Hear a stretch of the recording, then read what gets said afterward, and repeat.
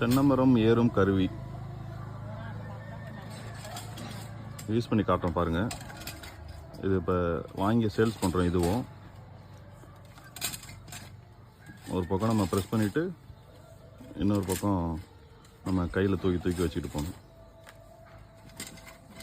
இது ரொம்ப ஈஸியாக இருக்கும். இது மட்டும் என்னால் வாங்கிக்கலாம். இது கூட சேஃப்டி பெல்ட்டு தேவைனாலும் சேஃப்டி பெல்ட்டு தனியாக வாங்கிக்கலாம்.